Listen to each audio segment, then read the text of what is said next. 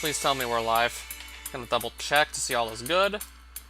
Yep, all is good. So now I'm officially going on to the Makina route. So this is where we last left off. I now know for a fact, I looked this up ahead of time, we are indeed now on the Makina route.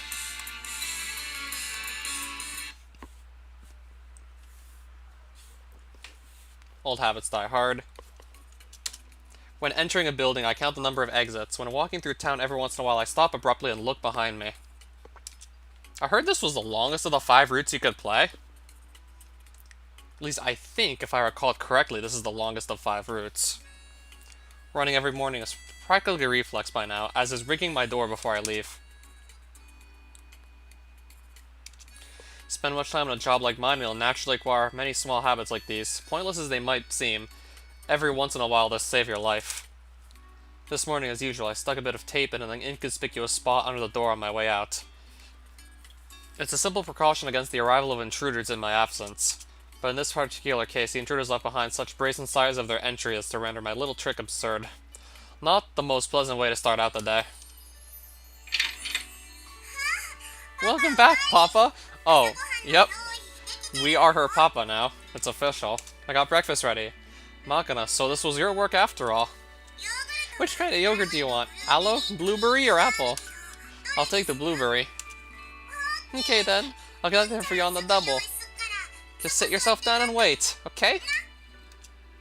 My low coffee table is partially occupied by a plate of four-boiled sandwiches. Ham, cheese, and lettuce stuffed between dark, tough-looking hunks of rye bread. There's also a carton of milk and a plastic bottle of iced coffee. Surprisingly decent spread, considering Makina's the one who prepared it. I pour a glass of milk and gulp it down. So tell me, Makina, was it you who blasted through my door? What? The lock on my door has been destroyed. I'm asking if you're responsible. Oh, right. I mean, what else am I supposed to do? It was locked. Amani has a spare key, doesn't she? Amani was still sleeping. I would have felt bad about waking her. And I'm not the one who broke it, you know. It was Sachin that done the deed. Sachi, eh? I did vaguely suspect her involvement from that ends justify the means approach to breaking and entering. Broken doesn't really describe the current state of my door. Melted might be a better word. Specifically, brute force application of extreme heat has left a gaping hole where my lock used to be. At first, I thought they'd busted out an oxyacetylene torch or something. Oxyacetylene? But then I noticed a discarded coffee can lying on the ground nearby. Its contents, a black lump resembling iron oxide and a metallic white powder. Give that woman 2 years of training and she fit right in with the IRA. Imagine Sachi kneeling beside the door in full maid uniform, setting up her homemade explosive. The joke doesn't seem particularly funny. Not to worry, Sachin's gonna go to the hardware store after school and buy you a new lock. If you're going to repair it, how about not breaking it in the first place? It's your fault for not giving me a key. Huh, look at you playing the clingy girlfriend. Cheeky brat. What the heck? Look here, bub. Your adorable little daughter's waiting for you with breakfast, you know. Aren't you happy? Well, I suppose. I see how it is. You like the big titties after all, huh? You want some shameless hussy wearing nothing but an apron? Prancing around first thing in the morning with one fat udder sagging out the side? Hey now, mine would kick your ass if she heard that. In the first place, you're not living up to your role as a father here. When your daughter's waiting to welcome you back, ain't you at least supposed to say I'm home? Maybe give her a little kiss? Is that how it works? Sorry, I'm not too knowledgeable when it comes to this particular role. Alright. In that case, I guess I'll have to teach ya. Okay, we're gonna redo this from the part where you came home. What a pain in the ass. Quit your bitchin'! Toss open that door and say, I'm back, Makina, Daddy's home!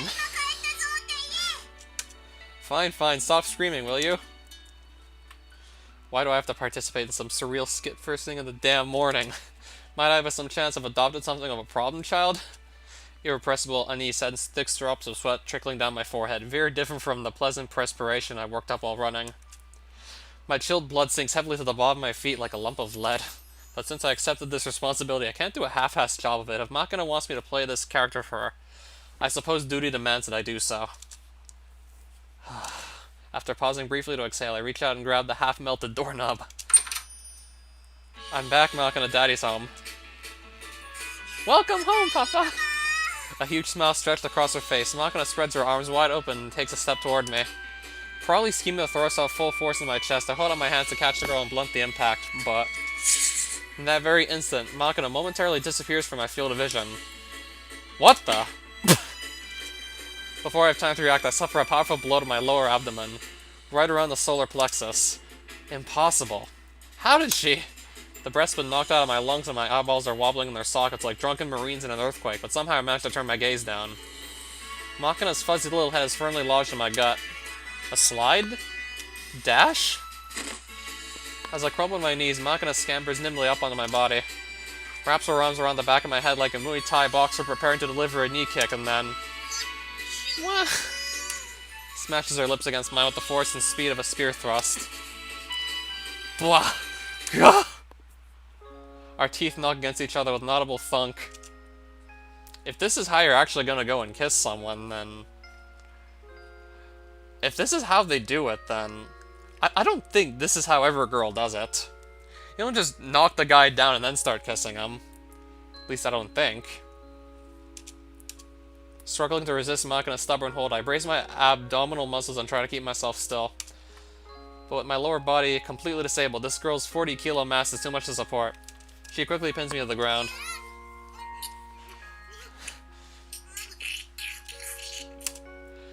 Makina, what the hell are you doing? What do you mean? It's just your welcome home kiss.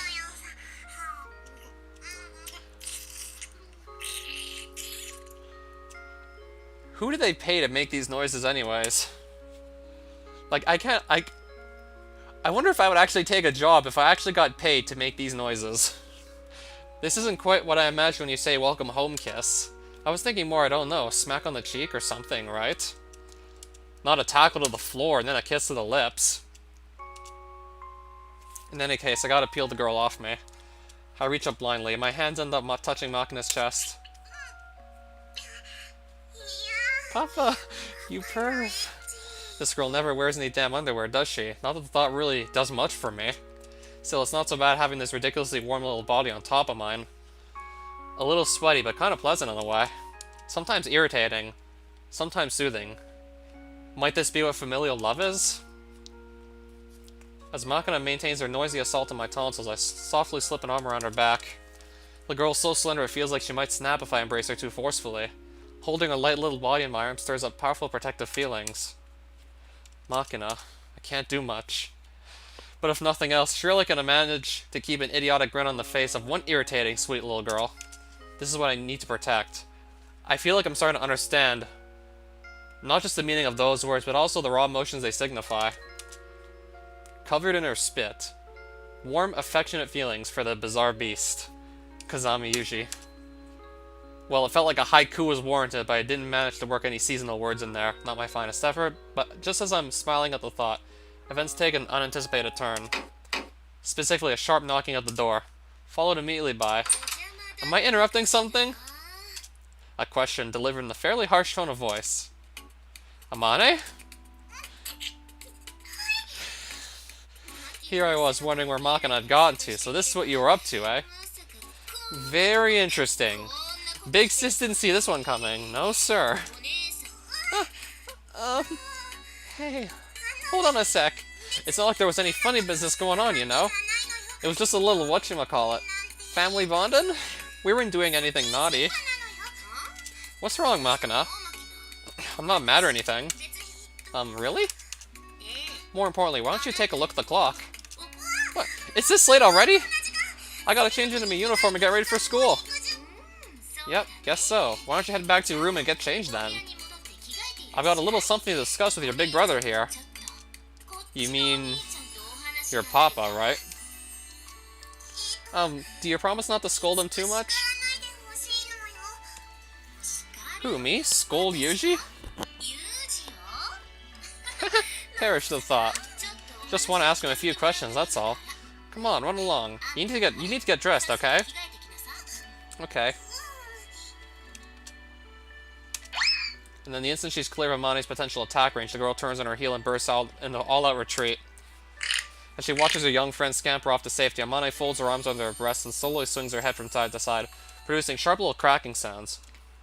When she finally speaks, her tone is somewhat exasperated. Alright then.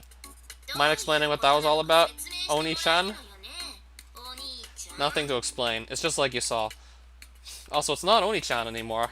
I was promoted to Papa as of yesterday. Excuse me? Sorry. I'm afraid I don't quite follow. Then I'll explain. Take a seat. After settling across the table from Amani, I explained the lay of the land between bites of sandwich. First of all, the events surrounding Makina's mysterious message yesterday afternoon. Secondly, the way I felt after learning of the girl's desperate desire for a father. And finally, how I'm planning to interact with Makina from now on. I'm guessing nothing about the money just yet, right? Because it might be a little too dangerous to disclose the fact this girl has so much money. But what does this have to do with you kissing Makina again? Or her kissing him, or like the other way around? We're father and daughter now. Surely a kiss isn't anything out of the ordinary. No, well, a kiss on the cheek, maybe. Rolling around on the ground and passionately tongue wrestling. Normally not so much, right? That's so. Unfortunately, I don't have too firm a grasp on the appropriate standard of normality here. That does seem a little uncalled for. Daughter tackling father to the ground, then just rolling around on the ground and kissing him on the lips. Doesn't seem like your normal daughter-father relationship to me.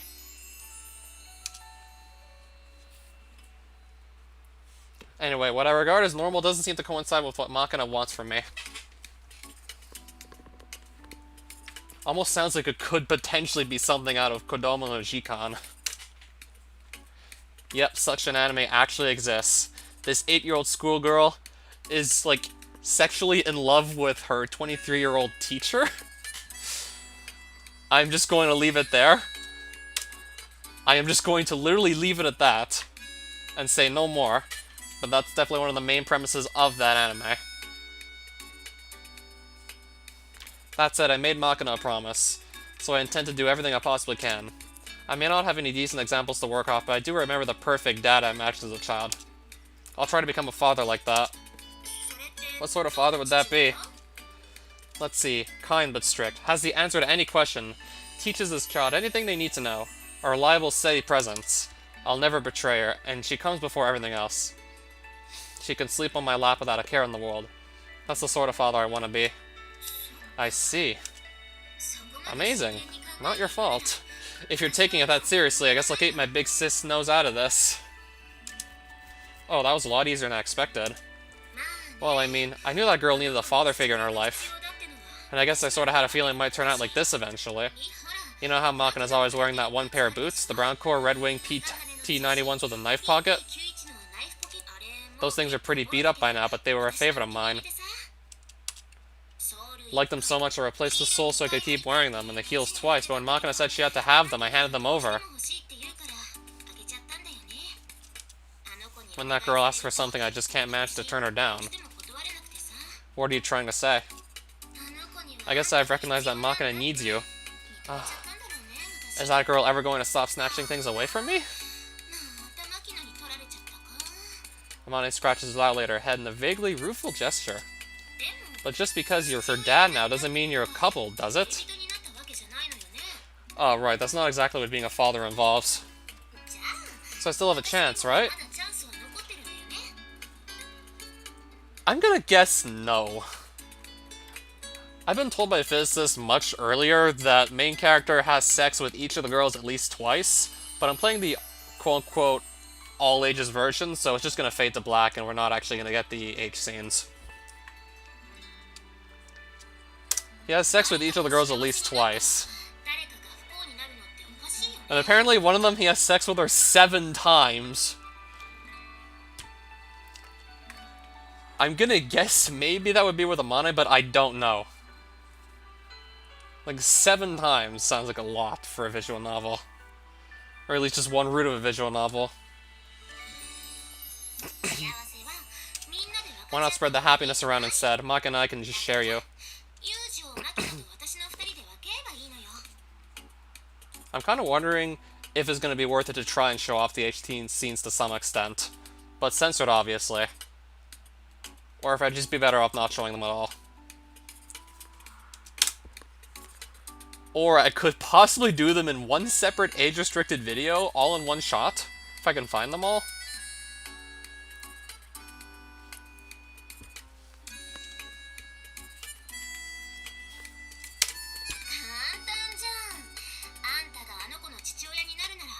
Easy enough. Since you're becoming Makina's dad, I can just become her mom.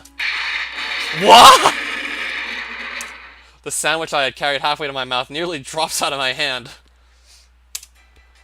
What the? Hold on. Are you a genius? Huh? I don't think I said anything that impressive. I've been prepared to sacrifice everything else for Makina's sake, but I see. To be certain, your daughter and your wife are two entirely different matters. A shameful oversight on my part. Amane is right. A parent exists in the context of a partnership. Surely a real family isn't such a fragmentary thing. So then Amane would be the wife and Makina the daughter. Oh, that could make sense.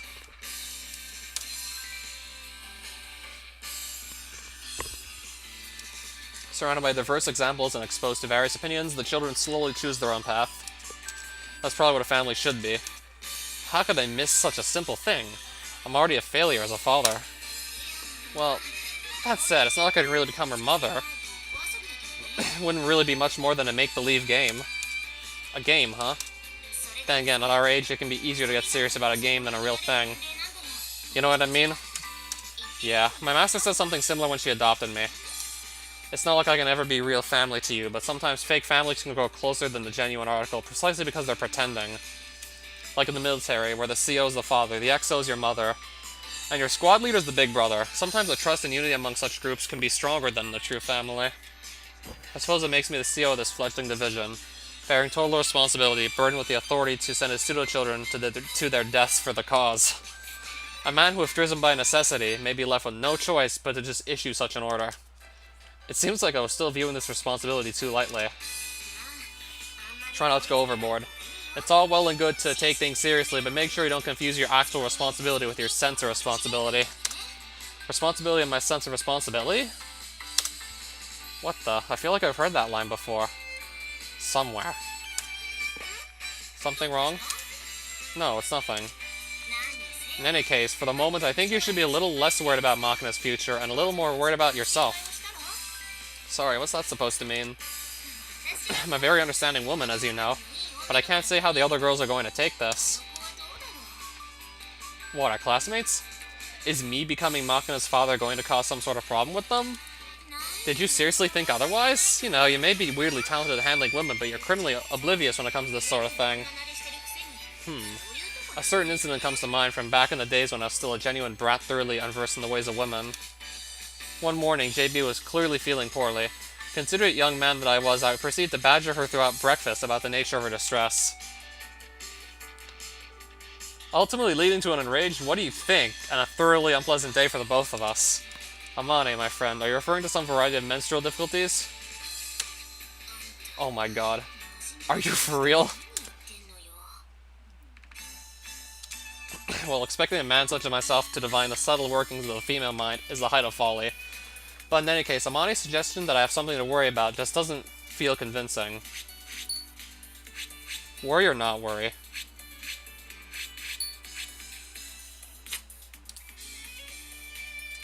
Oh, something to worry about doesn't feel convincing. Ever since when I was a child, people have been telling me that I think too much, but even I can't see any need to waste my time pondering this. And so I decided to become Makina's father.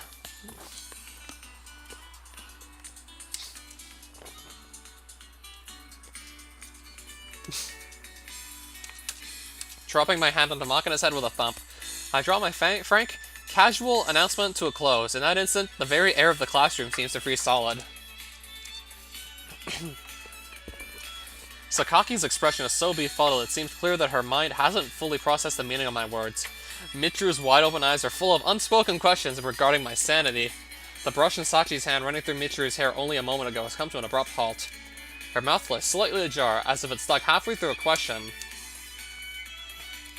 I'll share one common feature, a long moment of silence. It lasts 10 seconds before Michiru finally manages to speak. Excuse me? What the heck are you saying? Didn't you hear? Alright, I'll repeat myself one more time. Withdrawing my hand from Makina's fuzzy head, I clasped my arms behind my back and breathed in a hearty lungful of air. No! No, no, no, no! I heard it just fine. It's just... I don't really get what you mean. I mean exactly what I said. That's not really helping. Like, what? Allow me to summarize, because Amiyushi is now Irisu Makina's man, so the rest of you bums better keep your stinking paws off him from now on.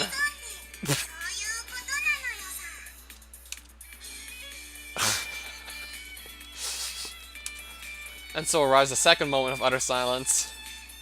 Of course, I've actually become Makina's father, and the term man strikes me as a fairly inexact analog in this context. But then again, it's not like this is the first time Makina has displayed a lack of linguistic competence. Hardly worth correcting every little slip of that stubby little tongue. After all, these girls have known Makina longer than me, so I'm sure they can grasp her actual meaning without any need for my interpretation. Ah, so that's how it is. Most likely, words along these lines will bring this discussion to an end, and we'll shift to some other trivial topic like always. But my expectations prove somewhat off the mark, in a simultaneous movement that almost seems choreographed. Sakaki, Michiru, and Sachi turn their heads to stare at Amane, currently standing by with her arms folded and a wry smile. Why look at me? I mean, come on. The man just declared he's going to become her father. I mean, the legal formalities alone. I don't think it's quite that official. More like an extended game of make-believe or something. You know, like I'll be your mommy Makina or whatever. Playing house almost. Is that the nature of the situation? Now I understand. But I must say, daddy role-playing strikes me as a rather extreme choice. Huh? I'm pretty dang serious about this. And Papa said he'd protect me even if the whole world turned against me, you know? Why do I feel like it's actually going to some extent? Yeah, that I did. And you meant it, right? We'll see, of course. Makina's gazing up at me, clear anxiety in her eyes. I drop my hands onto her shoulders and nod firmly.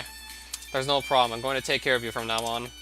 Back in the old days, when I asked my master a similar question, she gave me an answer along these lines. Drop me in the worst hellhole on earth with nothing but a rusty knife, and I'll still come back alive. I'm an ultra-high-powered piece of national defense equipment with a nerve and skill to single-handedly annihilate 1,000 terrorists. And I'll use everything I have to raise you into a full-blown adult. You don't need to worry about a thing. But even so, I don't want her to experience the hardships I've known. Is this what they call parental love? Yeah, thanks, Papa! Squeeze! Shrieking her own sound effect out like a complete airhead, Makina wraps her arms around my waist and hugs me tightly. Okay, then I'll be Makina's mom. Squeeze! At this point, for some reason, Amani decides to seize hold of my left arm and smother between her oversized memories. I see at last. In that case, I shall become Maki-chan's servant. Squeeze! Seizing the moment, Sachi firmly grabs my right arm and likewise squeezes it against her chest. Hey now. A number of inquiries and complaints regarding this development run through my mind, but I'm discreet enough to keep them myself. Carefully maintaining her vice-like grasp, Sachi meets my exasperated gaze with upturned eyes as clear as expressionless as glass beads. Yes? And stares back at me with the cold pupils of a woman who isn't prepared to take no for an answer. Pointing out that Makina's servant should probably be clinging to Makina probably won't get me out of this. Having a maid around the house is extremely convenient, you know? In particular, I'm exceptionally handy at opening stubborn bags of potato chips. You'll save yourself a lot of stress. Every family needs one. Like, is that the main thing you hire a maid for, to open potato chip bags? If you say so.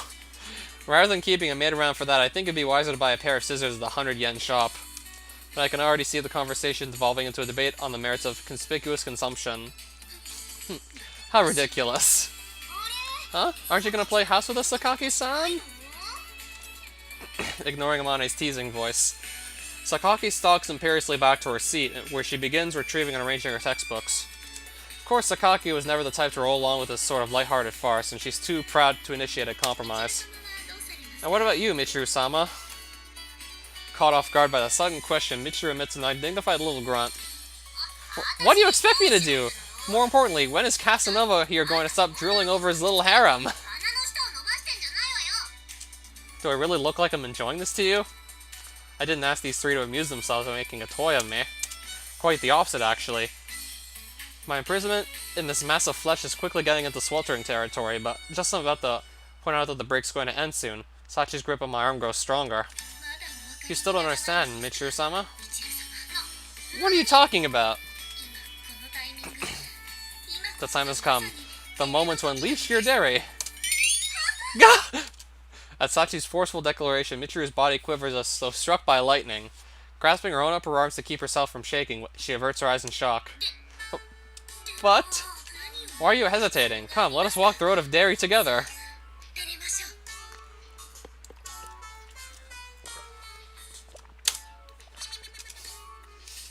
We don't have a dog, do we? Dog? Indeed, a happy family can't do without a pet dog. Keeping an animal is an unmistakable symbol of a comfortably situated household. Through raising their pet, the children learn empathy and compassion for the weak.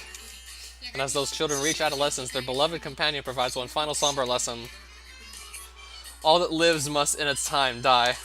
Fortuitously enough, Maki-chan once stated her desire for a white dog. I believe your services are now called for in precisely that role. Because she's white. Wait, isn't she Asian, not white, technically? So you're telling me I should pretend to be a dog? You're asking me to become the family pet and cuddle up to Yuji? As Michiru tentatively summarizes the nature of her situation, Sachi nods a silent affirmation. I'm exceptionally gratified to see you grasp the matter so quickly, Michiru-sama. Come now, bark for me. A woof will do nicely. Then you may proceed to yip and yap adorably, all the while clinging tightly to Kazami-san's legs.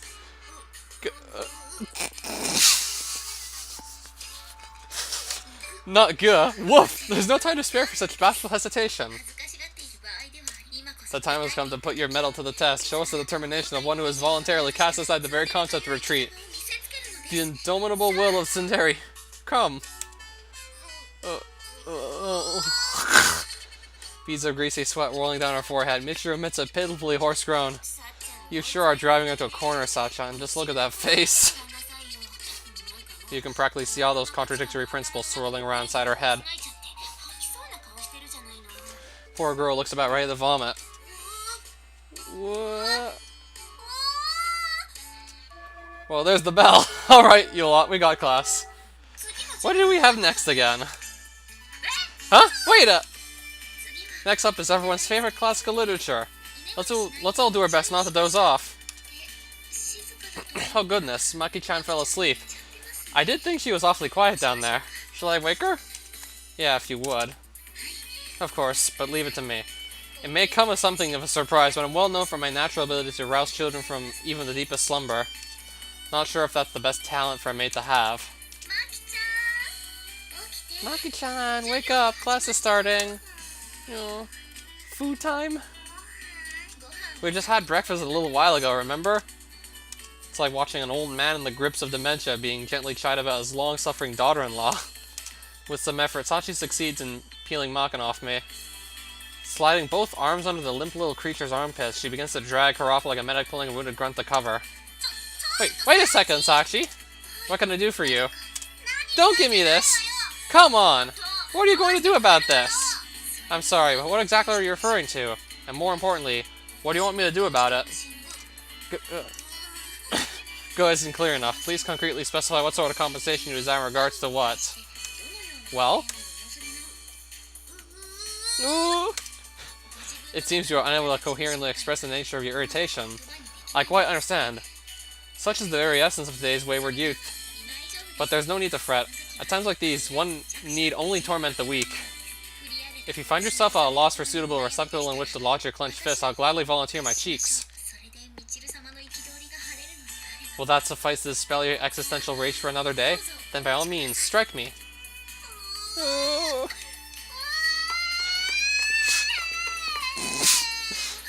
Michiru-sama, where are you going? Class will be starting any moment. Why don't you let her be for the moment? I'm not sure I entirely understand, but the girl seems to have been hurt somehow. It's a difficult age, isn't it? Shaking her head in sorrowful disappointment, Sachi proceeds to drag Makina off. Things took a rapid turn for the Manic, so I'm not entirely confident we've reached a common understanding. But for the time being, I've relayed the news of my new position as Makina's father to our classmates. That said, it's too early to rest. There's someone else I need to file a report with. Honestly speaking, this one probably should have come first. Sorry? I don't understand what you're telling me in the slightest. Certainly haven't talked to JB in a while. Why does everyone react the exact same way to this news? Maybe it's because your news is completely and utterly absurd? Ever think of that? As soon as lunchtime rolled around, I headed up to the rooftop, cell phone in hand. I'm currently enjoying a pleasant conversation with shaggy-headed Julia, that is, Hagudera Yuria, also known as JB. In the old days, senior officers in the Navy were apparently required to receive permission from the Bureau of Personnel before entering into marriage. Given their access to various secrets, even their partners were subject to scrutiny. As a dog picked up by Akasaka and kept in the custody of Ichigaya, my situation is very similar. Making intimate friends requires approval from above. Might sound a bit ridiculous, but given that incident 3 years ago, where an agent's foreign wife has supposedly helped leak info from inside Ichigaya, it's hard to laugh off as mere paranoia. Had that blunder occurred in America, death sentences for treason wouldn't have been out of the question. Even in Japan, the so-called spy heaven, they've gotten much more cautious about potential honey traps since then. You want to adopt Makina as your foster daughter? Not exactly, just promised her I'd become her father, that's all. What the heck, so it's just a verbal agreement then? Well, yes, but I figured I should report it now to avoid potential headaches later. It's not like you're marrying the girl. I'm not going to waste my time complaining about every silly little idea you get in your head. Or so I'd like to say, but since we're talking about Irisu Makina here, I suppose it's not quite that easy. What's that supposed to mean? Wasn't exactly a riddle. We're talking about the Irisu here, a long-standing political clan, deeply influential in domestic and international affairs, to say nothing of their financial clout, and she's the eldest daughter of the head family. Normally there'd be serious misgivings over allowing you two to even attend the same school. But you're currently on the reserve, and for all intents and purposes, Makina has been disowned by the head family. Also, it's not like they're completely unconnected to our organization, so... What kind of relationship do we have? What was it again? Hold on a second. I'm guessing we're gonna have to wait till later to hear about it, right? Irisu Makina's father seems to have been an accountant in the Ministry of Defense's administrative department, although he died in an accident of some sort a few years ago. An accidental death? On paper, at least. Seems more like he was murdered after getting mixed up in something, but... whoa. What's this now? What's wrong? This looks a little more messy than I thought. That's also the sort of accidental death we're talking about here. A murder that was made to look like it was an accident, I'd assume. What are you talking about? Mind giving a coherent explanation? Know how you'd pass away in an accident if you ever turned against your country? This is a similar case. In other words, it was decided that Mr. Masataka's continued existence posed a disadvantage to the national interest. Were we the ones who disposed of him? No, doesn't look that way. I see. If Makina's father had been dealt with my colleagues, I'm not sure how I would have been able to face the girl. Hey, JB. Mind putting all the material you've got on this together and sending it over to me? Not happening. This is still restricted information. Even verbally communicating it like this is technically a breach of duty. Is there any way you can bend the rules on this one? Come on, what are you going to do with this anyway? I'll decide once I have it. Can you help me out, JB? Please, Julia. Jeez, fine. I'll give you what you want. I'll give you what you really, really want. So tell me what you really, really want. But there's a limit to what I can provide, so kindly moderate your expectations. Well, something clearly slipped past the proofreaders on this one. I'm in your debt. Well, it's like one typo that really stood out to me in, like, this entire playthrough so far. It's not like we're seeing, like, one typo every 10 seconds, so no big deal. Makina came from a wealthy family. Her father passed away some time ago. But I certainly didn't expect her to be a part of a clan so deeply involved with national affairs, much less one connected to us, however indirectly. On top of it all, Makina is the eldest daughter of the head family, but somehow ended up being cast out. The information's far too fragmentary for me to even speculate, but there must be some complex circumstances involved. There you are, Papa. Jeez, I was looking all over for you. What were you doing up here? I was waiting so we could eat our lunches together. Ah, sorry. Even as I'm sliding the cell phone back into my shirt pocket, I drop my other hand into my indignant young friend's head. I was just doing a little thinking. Something on your mind? Nothing serious. At least not yet, anyways. Are you worrying about this stuff with me? Haha, I said it's nothing. You're sensitive about the weirdest things sometimes, Makina. I proceed to muss the girl's hair around vigorously. Huh? Not that it's anything as dramatic as you seem to think, but I'll admit to worrying about our new arrangement. I told you to become your father, but I don't have the first clue to what that specifically involves. Pretty pathetic, right? I've been thinking about it constantly. Don't worry! It's not like I want you to go out of your way to do anything special. But can you promise me just one thing? What's that? Don't die. No can do. Everyone who lives eventually dies. Well, yeah, I guess, but okay then. How about you kill me first? Sorry, I don't follow the logic here. I don't want to see you die, no matter what. I see. She doesn't want to see her father die. I guess that's only normal. All the more understandable in Makina's case, given the loss of her actual father at a young age. It's natural for a child to be dependent on her parents, and this death was abrupt, apparently violent. Although the circumstances are different, I lost my entire family early on, so I can imagine what it must have been like. The impact of losing your immediate family takes time to sink in. Immediately after the loss, you don't feel sorrow so much as numbness. As the days roll past, you'll slowly come to realize that you're alone, that you'll never see them again. When you're finally able to process the fact that you're on your own from now on, emotions hit you like a truck. Anxiety is so strong it's more like terror. Despair cold enough to leave you shivering. Sorrow that turns your legs to jelly. Don't get any funny ideas about dying from me or whatnot. You got that? That's the last thing I need. Duly noted. More importantly, I'm freaking hungry! More importantly than not dying, she's hungry. Okay, so... being hungry is, like, more important than, like... well, not being hungry is more important than your father, like, not dying. More importantly, I question your priorities, Makina, I really do. Indeed, there's a stylish little lunch basket dangling from Makina's stubby fist. What, did you make this? Well... so it's Amane's work then? Well, I'm the one who made the sandwiches, you know, but the fries and coleslaw and stuff was Amani, yeah.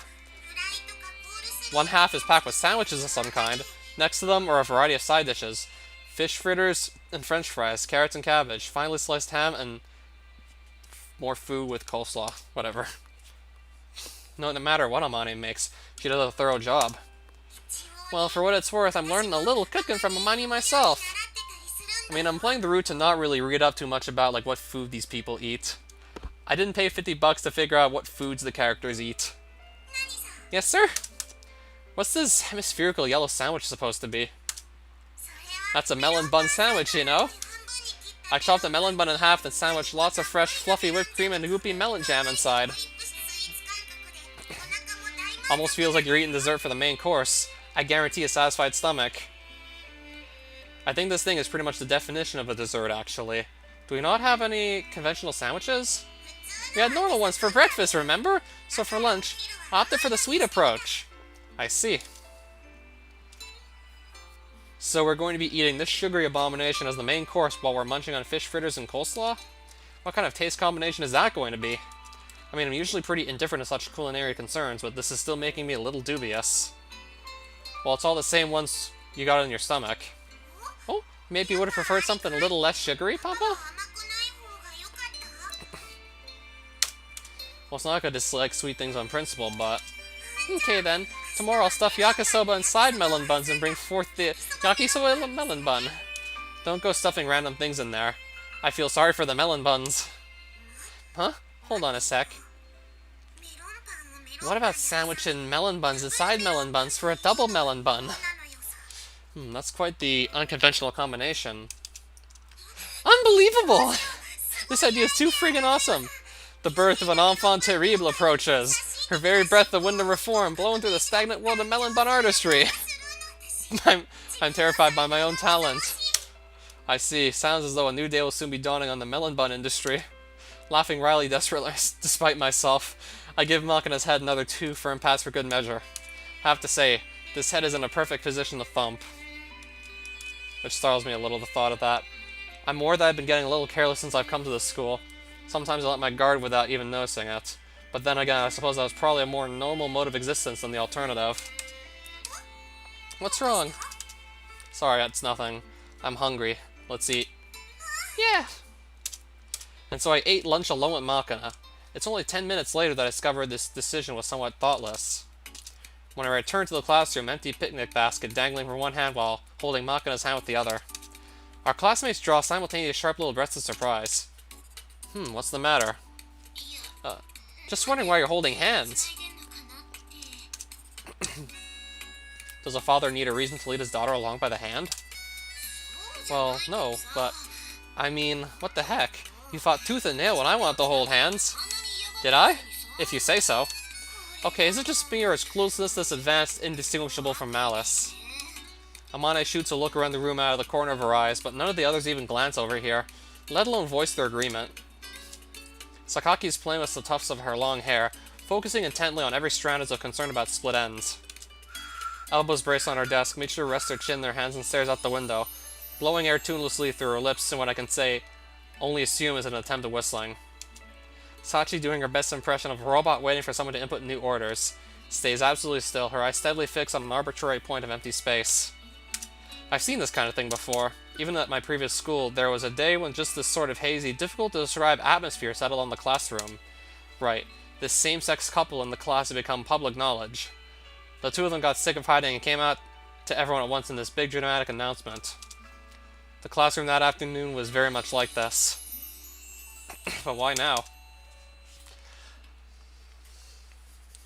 I simply informed them of my new position as Makina's father, that's all. And the two of us are of the opposite gender, so our walking hand in hand shouldn't even offend the most delicate sexual sensibilities.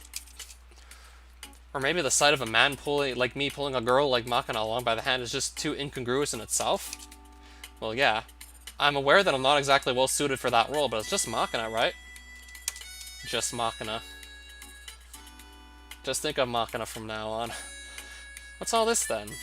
If you think you have something to say, why don't you spit it out? Who says we do? It's all good, right? Nobody seems to have any complaints. Amane seems to be directing this question to the rest of the classroom as much as me. When no rebuttal arrives, she turns her back on me with a disdainful little snort and saunters back to her desk. I don't get it. Hey, Papa! Can I take the seat next to you today? I don't really mind, I guess. Okay then, I'm gonna go get my textbooks. We've got all 6 students in a classroom that could accommodate 40. There's more than enough spare seats, and in practice everyone just goes where they feel like, so this doesn't pose any logistical issues. However, why are you moving as well? Is there a problem with that? Not really, but... Come on, I'm always helping Makina study, you know? I see. Alright, I guess I'll have to accept that in your case. However, you over there, why are you sidling up on us as well? I'm sorry. Are you referring to me? Who else would I be talking to?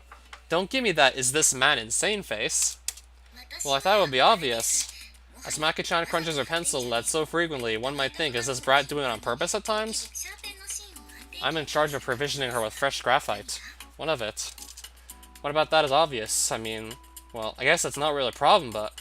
Okay, no, hold on a second. Hey you, Bottle Blonde, what's your deal? What are you supposed to be in charge of? I'm not really... I mean, when Amane sits in front of me, I can barely see the blackboard, alright? I just moved because Amane's so friggin' huge, that's all. Excuse me? Could you try to not call me huge to my face? Maybe you're just puny. Ever think of that? Shut up already. Hurry up and sit down, okay? I can't see the board. Oh, what's with you people? Why is everybody clumping up? Because we all want to sit next to you, Makina. No kidding. I'm a cool kid now, huh? Okay then, why doesn't that girl who's endlessly obsessing over a bogus search for a non-existent split ends join us too? Well, She's a bit of a special case. Hey, you over there! Why don't you join us? Let's all study together. Hey, I'm talking to you! The girl who suddenly stopped looking for split ends after being totally seen through. Don't ignore me. I'm talking to you. Do you have something to say to me? Oh, you made me jump. Why do you always have to be so angry anyway? Let me ask you a question in return. Why do you always have to make me angry? What's wrong? You hungry? People can get irritated for reasons other than an empty stomach. Jeez, you're not making any sense whatsoever. What am I supposed to do with this girl? That's my line! Okay, everybody. Time for biology. Please take your seats. Oh, what's this? Why is everybody all clustered up like that? Don't ask me, I got no damn clue. Looks as though the core is Irisu-san, perhaps. Core? Good timing, I'll begin the lesson here. Today we're going to be learning about the formation and growth of mold colonies throughout a practical experiment. You're all going to need a culture medium, so please come up to the desk and take one. Comparing a classroom of dues-paying students to a writhing dish of smelly fungi. That's right up there with the officer who attempted to inspire his kamikaze squad by informing that each and every one of you maggots looks like a sinking enemy ship to me on the sensitivity scale. In our enlightened modern age, where the use of abusive language toward pupils is seen as problematic, it might not have been the wisest rhetorical device, but the principal's analogy proved quite clear and interesting. As it turned out, our Makina-centered colony maintained its strange internal tension throughout the rest of the school day.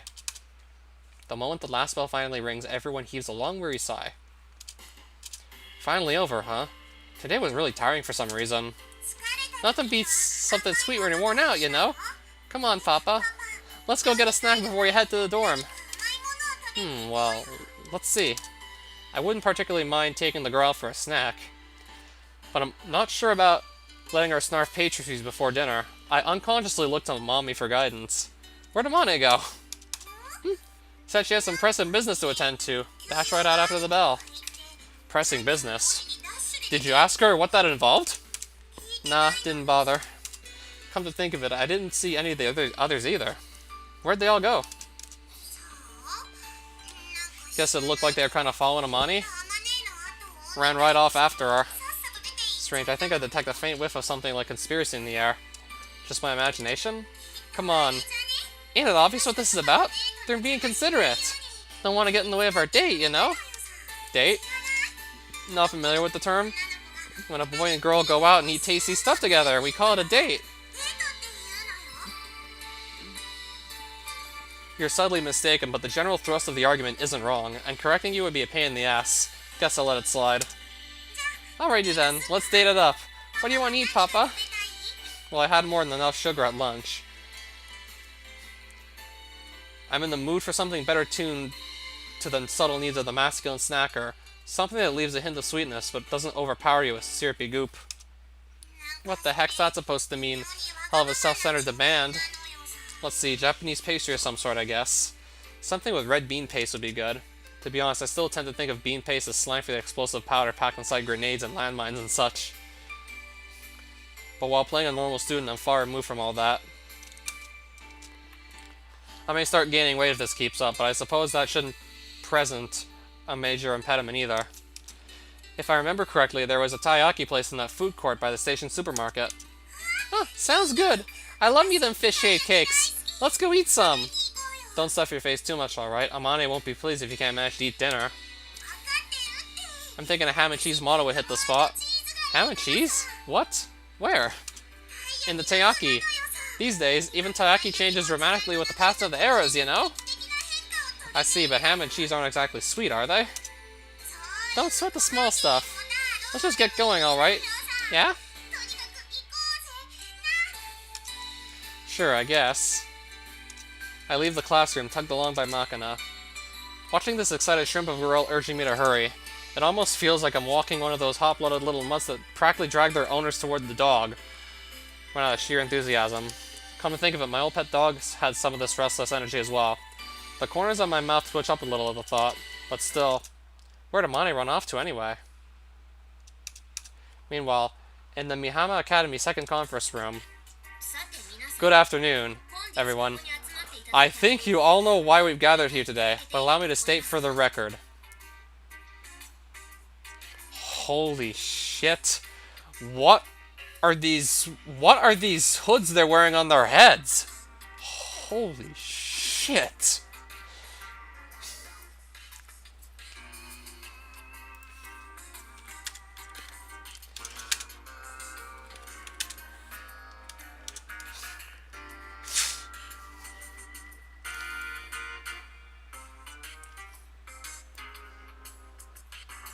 I don't think I want to take an actual picture of a KKK member and just put it on the stream layout just for... You know what? Fuck it. I'm going to do it anyway. Just for comparison's sake. Because something feels a little off with these disguises on their heads. Like, this is, no joke, the first thing that came to my mind. I'm sorry if anyone who's ever just gonna drop by this stream is gonna feel a little afraid, but I literally freaking pictured... Okay, now it's taking up way too much of the screen. I literally pictured, like, this kind of disguise, to some extent. Literally pictured some shit like this. Why are they wearing these... Why are they wearing these hoods? Like, I am so sorry, but I just had to show you what I was thinking of, just so we can compare the two, like how shockingly similar they look to KKK members.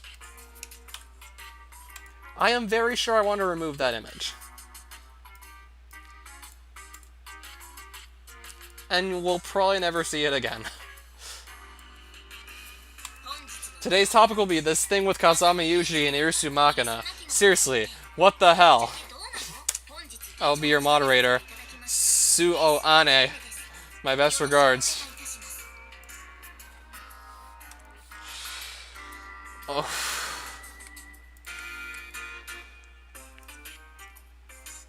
Yeah, these white hoods are kind of rubbing me the wrong way here, let me be honest with you.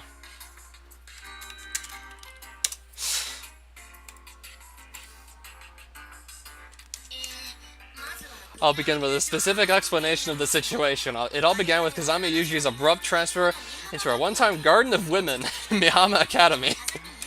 His sudden appearance in our lives initially left us confused and even dismayed. But as the days rolled past, we began to develop more positive feelings and a not insignificant interest in him as a member of the opposite sex. Soon enough, we were unconsciously following him with our eyes. Indeed, something resembling a faint love blossomed in our... Oh, fuck. The principal's also dressed up like a KKK member. I think I might be out after this scene. I think I'm out after this one. Even with just the hoods, it kind of rubs me the wrong way just thinking about this. Yes, what seems to be the matter, comrade Shizuru? Well, why exactly was I called to this little meeting? Oh!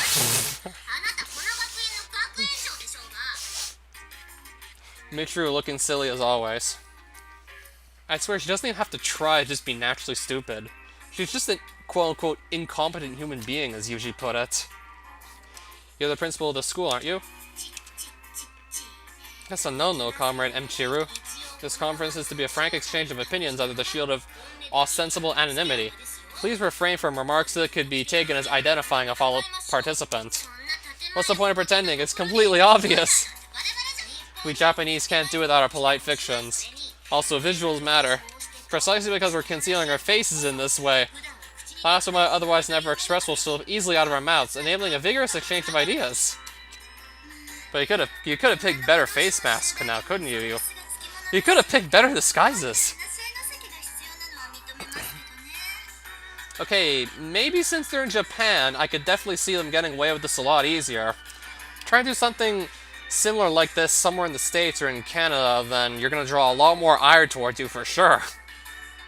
Yeah, it probably would be much easier to pull this off in Japan than somewhere in the States.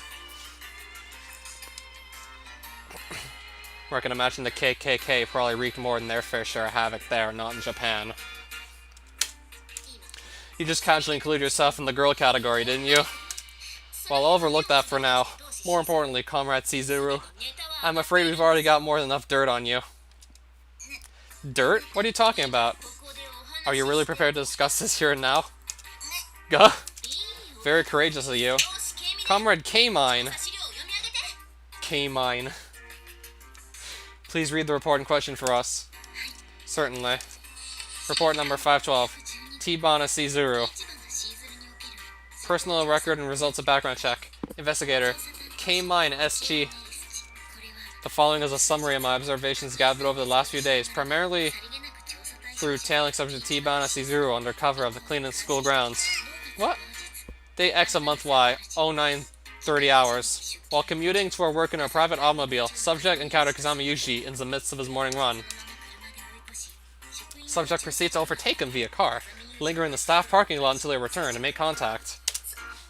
What's so strange about that? I happened to see him on the way over, so I waited to say hello. Big deal. According to my observations, while waiting for Kazama Yushi's arrival, the subject used the vanity mirror on the back of her sun visor to arrange her bangs and patch her upper makeup. For a mere morning greeting to a pupil, it seems rather less than strictly necessary to reapply one's cosmetics. Yeah, despite this actually being a censored version of the original novel, I'm actually still surprised and somewhat impressed they still got quite a bit of trigger-happy stuff through the radar.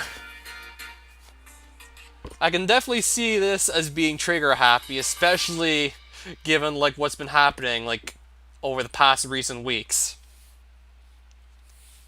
Yeah, with Black Lives Matter being in full swing and probably stronger than ever before, I can see this being really trigger-happy, especially in 2020. Especially, like, over the past month, even.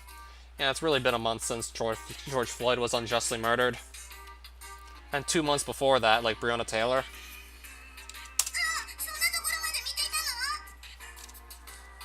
You saw that too? Ani. What kind of a fucking name is Ani? Anyways. It would be wise not to underestimate our intelligence capabilities. Comrade K-Mine carries out her duties very thoroughly. I also can't get over just how ridiculously obvious, with their made-up names, how obviously, like, they just cannot hide their real names with these made-up ones. Like, you'll just know, if you know these people, then you'll obviously know that, like, they've picked pretty freaking terrible, like, fake names. Sound way too much like the real ones.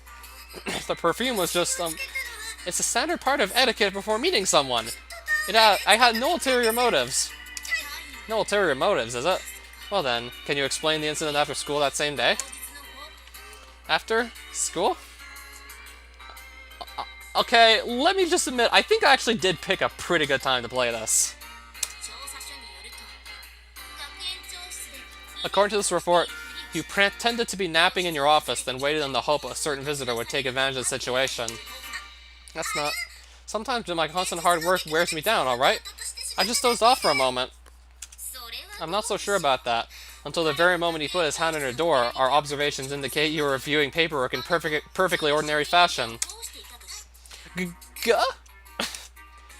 Even when he called out your name, you kept on feigning sleep, expecting him to take you in his arms and carry you to the sofa.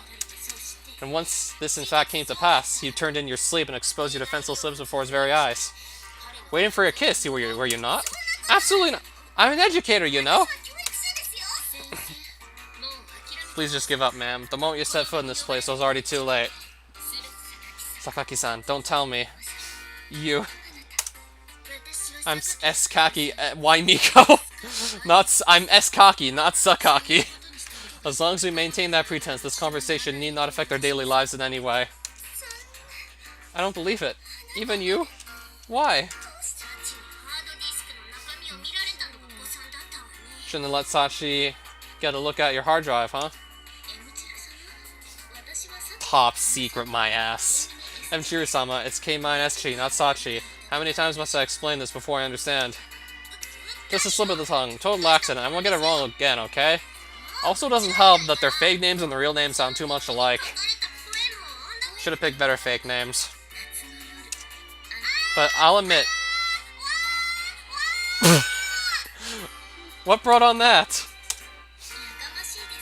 I'll admit, Kate in Mine sounds like a pretty frickin' banger name, if you ask me. You're exceptionally noisy, M. Chiru-sama. What is there to be ashamed of? Envisioning the passage of seasons in poetic style is a truly beautiful endeavor. I'm quite fond of this verse in particular, the heart of winter. I slip my hand inside this pocket.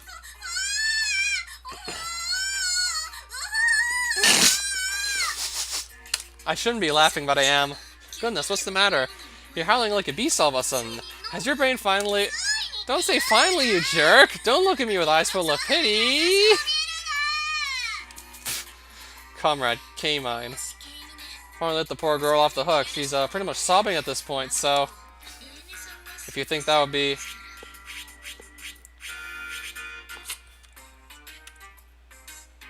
Okay, there's... Okay, F8 to look at dialogue history.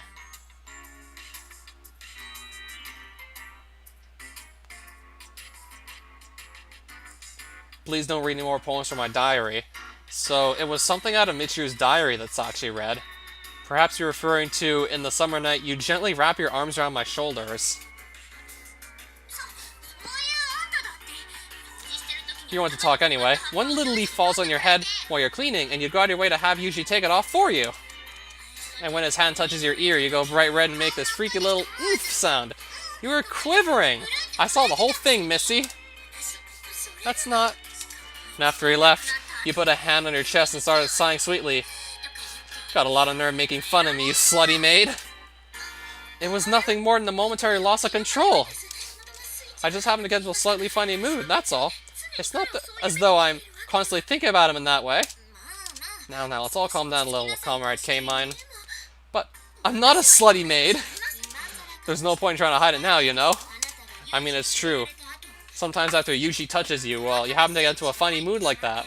Leaning against a tree in the garden, clutching your broom and hyperventilating. Oh. There's nothing to be ashamed of. We're all comrades here, remember? Allow me to ask something of every participant in this conference. All those who have made use of Kazami Yuji in their personal fantasies, please raise your hands! That's a little, well, how about you? Are you saying you... Oh, but of course. I'm particularly fond of the one where I struggle feebly as he jams it in my mouth and grabs me by the hair and starts thrusting. Nasty! What kind of a fantasy is that? Isn't it a little too nasty? I'm a natural-born masochist, you see. I prefer the gentle approach. How can I put this? Treating a mere maid like me as sweetly as a princess. Yep. That definitely works for you, Comrade K-Mine. How about you, Michiru? Bet I can guess, when you're with him, you can naturally express your real feelings, cuddling and fawning all over him sugary sweet style? Hey, wait up! How do you know that? Did you look inside my head? Are you psychic? Well, no. Somehow you just seem like the type. Totally sucks at flirting around with guys, but secretly yearns for that sort of sappy lovebirds routine. I sort of get the feeling you'd go for dressing up in matching clothes and all that. Ah! Okay, don't just start imagining me doing freaky stuff. What do you care anyway? I can fantasize whatever the heck I want, right? Oh, sure, of course you can. Incidentally, Comrade Skaki, I'm thinking you're pretty similar to me, right? I got you down as the sort who pictures yourself being violently toyed with, getting all hot and bothered as you imagine someone messing you up till you can't even think straight. I doubt you have any intention of listening, even if I attempt to deny it, do you? Yeah, that's right. I'm an irredeemable masochist. Are you satisfied now? Thought so. Kinda sucks that we're all so similar, but I guess it's all good. By the way, Comrade Caesar, you're more on the masochist side of the equation yourself, yeah? Am I right or am I right? Weren't they supposed to be talking about the relationship between Yuji and Makina? Why do we go off on this tangent all of a sudden? Not that I mind. Michiru just screaming like a beast is pretty funny. Oh, her mouth may say the right things at first. This is wrong, you know. We really shouldn't, but in the end, she surrenders her body to her own pupil. That whole indulgent older woman thing, right? Is something the matter? You seem to be sweating for some strange reason. Oh. Yes. Worn down by his persistence, your voice takes on a sweet high-pitched tone. You're hopeless, aren't you? Alright then, come here. But just this once. This is it, okay? The mere thought gets your motor running, doesn't it? And what's more, after all that talk just this once, when you offer him your slightly worn body, he indulges with such enthusiasm, such overjoyed moans of pleasure, that when he returns for more, you find yourself unable to firmly reject him. Ah, blissful surrender. Any of this sound familiar? Oh. Suo-san. I think it might be best to let the matter drop. True. It'd be pretty irritating if she started bawling after all. So cruel. But come to think of it, there aren't really any super sadists among us, are there? What about that shady-looking JB woman? She seems like the type. It's just intuition, but I'm thinking she might be a bit of a masochist as well. On what grounds? Intuition, like I said, for some reason. I can almost buy her still being a virgin at that age if the cards fell wrong. Like... overestimating her value as a woman, she let the years slip right by waiting for her ideal man to descend from the sky, or something. I think I may vaguely understand what you're getting at. And I suppose you are rather the expert when it comes to acting a slut with no sexual experience whatsoever. Hey, that's right! You sure talk big. Ah, nay, but you're still a virgin yourself! Huh? No biggie. I'm still young after all. Excuse me, but that's a rather naive way of thinking. Allow your youth to lull you into a false sense of security, and the big 30 will be closing in on you before you know it.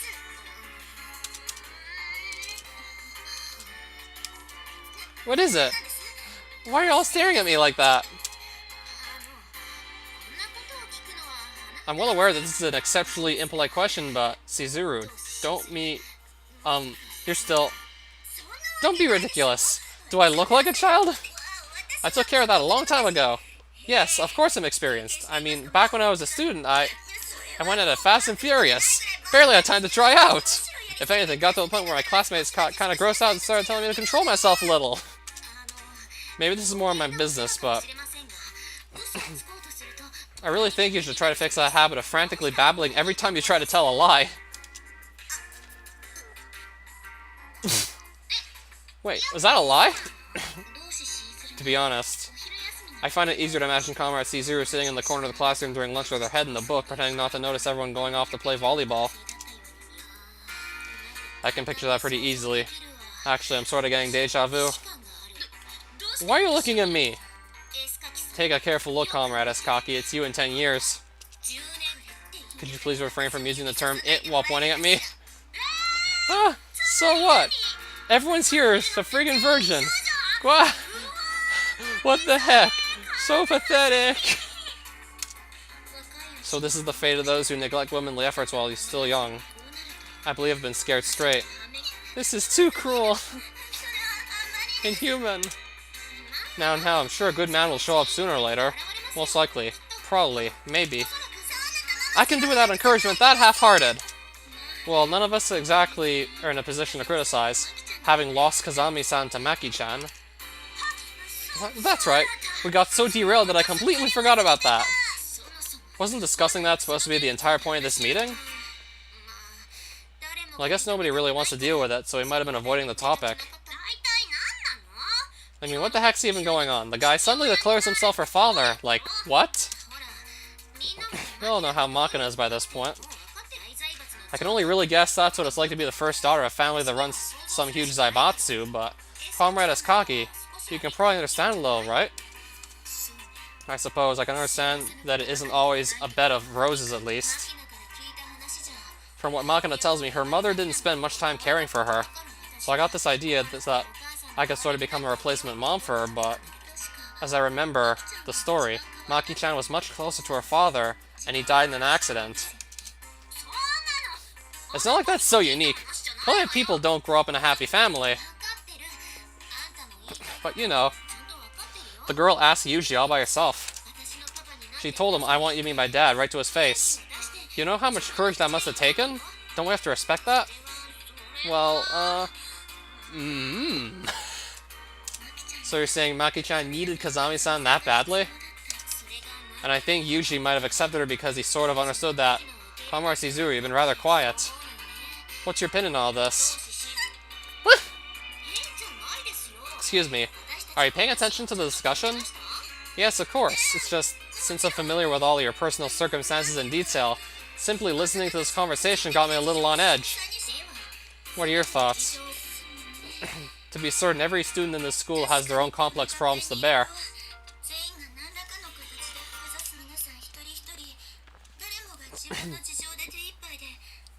Each and every one of you have your hands full with your own difficulties and can't always devote much energy to worrying about someone else's unhappiness. I don't think that reflects on any cold-heartedness on your part. Given such circumstances, the mere fact that you've gathered your own initiative to consider what's best for your friends makes me very happy. Even if this discussion leads us to conclude that our relationship is unacceptable, even if we decide to try to force them to separate, that would be a legitimate decision in its own right. If that's the conclusion you reach after an earnest exchange of opinions, I won't say a thing. Respecting student autonomy sounds nice in theory, but that strikes me as a little too hands-off.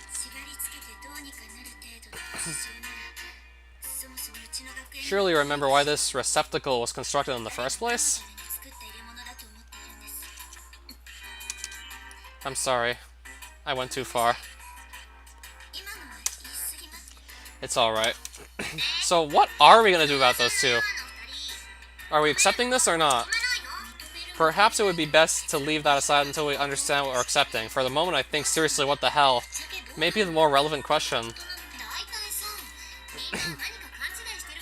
Seems like everyone's misunderstanding things, but this really is nothing but a father-daughter make-believe game, you know? But come on! Those two came back to the classroom hand in hand, you know? Even if it's make-believe, that's less father-daughter and more boyfriend-girlfriend, don't you think? In addition, Maki-chan's statement this morning, to wit, he's my man now, so keep your stinking paws off him, is rather weighing on my mind. Kasami-san didn't exactly refute that declaration either. I think she was just saying that for the heck of it, to be honest. Perhaps so. I was still rather surprised to see Kazami-san holding hands with a girl. I would have assumed he was the type to dislike such clingy physical contact. Then again, perhaps the most plausible scenario involves a curt initial rejection. Why the hell would I embarrass myself like that, or something of the sort? After observing Maki-chan's droop in disappointment, this just gives me self-justifying excuses along the lines of just this once, punk. Even as he quietly stretches out his hands for hers. As if we didn't have enough tsundere to go around already. Comrade Eskaki, do you have any thoughts?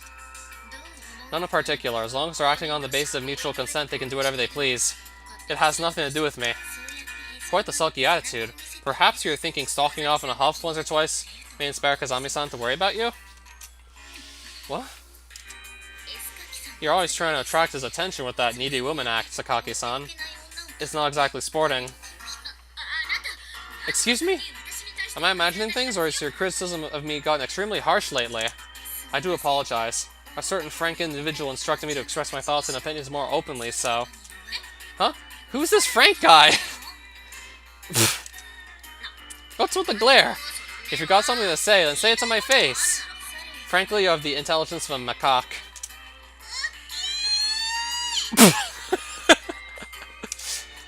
This conversation is going nowhere fast.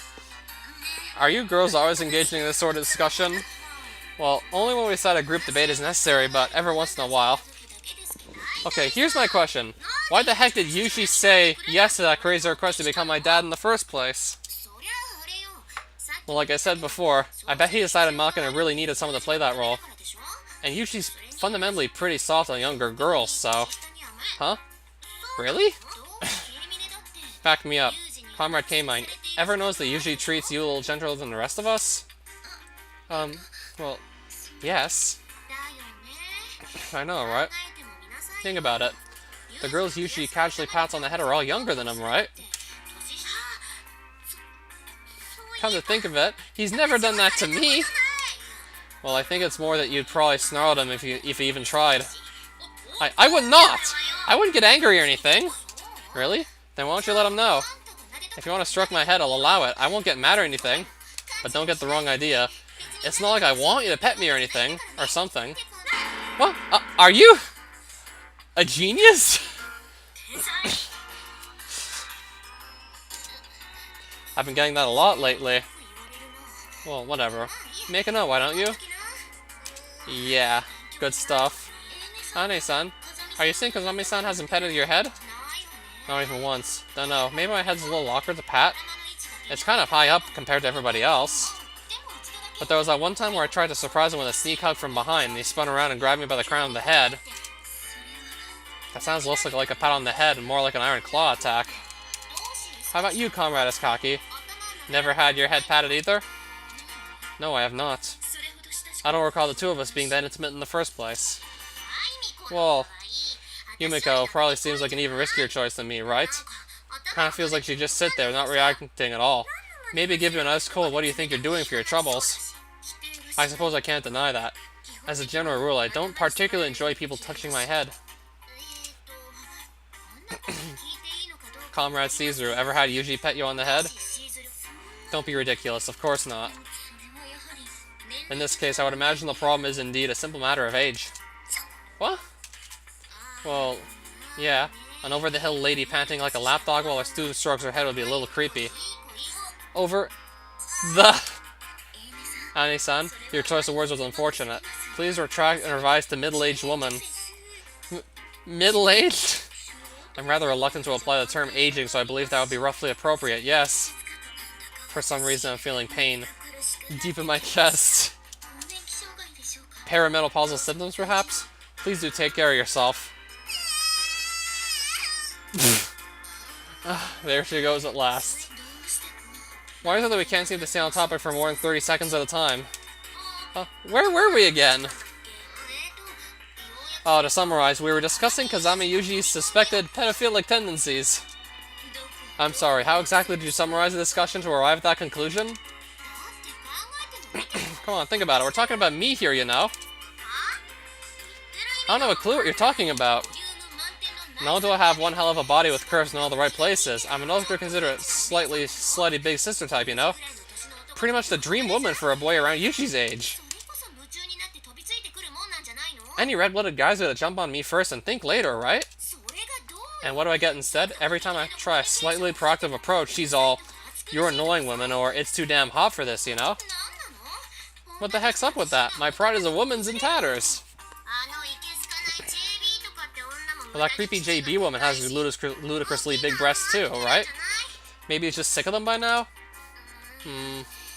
Maybe smaller breasts are just more to his taste after all. Comrade Iskaki, how many centimeters is your bust again? I'm sorry, but why exactly would I answer that question? Comrade Mchuru has a pretty decent chest compared to Makina, but still a bit on the small side, right? I'm normal! Totally normal! Why is this turning into a discussion of our breast sizes anyway? Okay, then I'm going to quit messing around and get straight to the heart of the matter. Alright with everyone? Those opposed to Makina and Yuji's relationship, please raise your hands.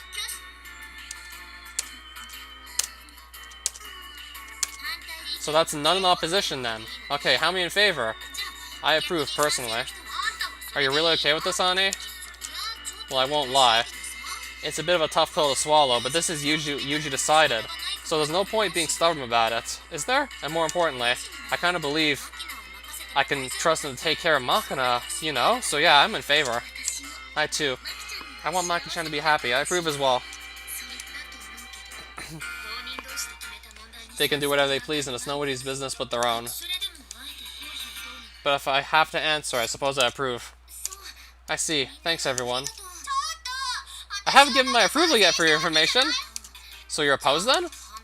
I didn't say that, did I? It's just, you know, I'm not, well, Imchiru-sama is the sort of to their levels of burning urge to say a moment.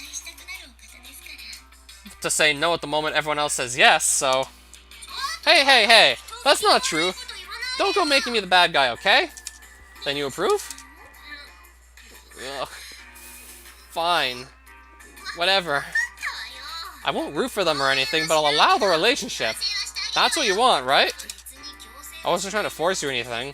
We're just checking how everyone wants to handle this. That said, I'm grateful for the support.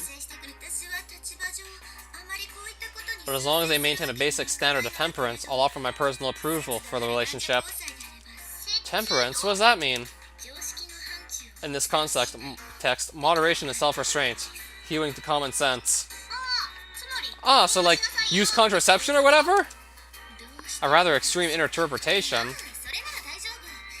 Oh, no need to worry on that front. I put a condom in Makina's purse a while ago.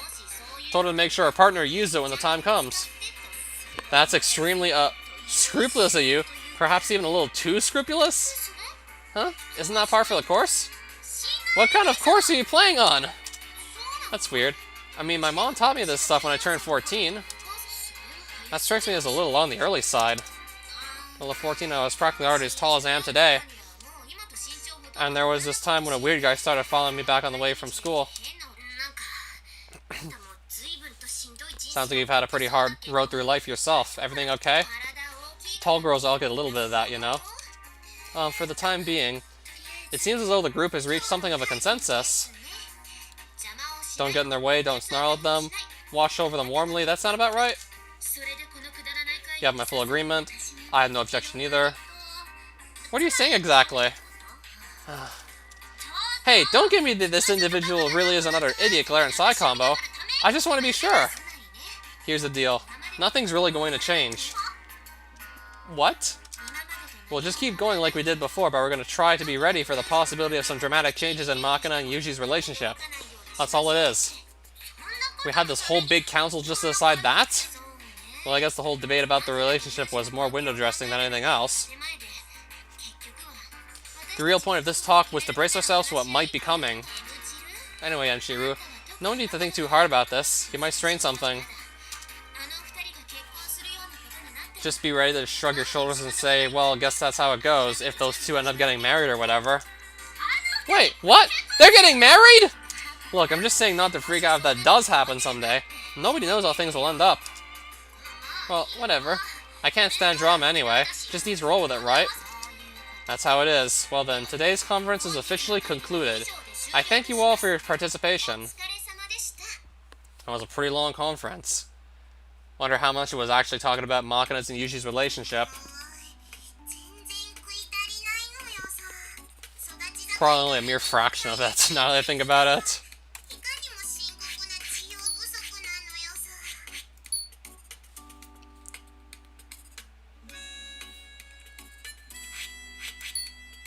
Double checking to make sure I did save. Yes, I did. So we'll just leave it at this for now.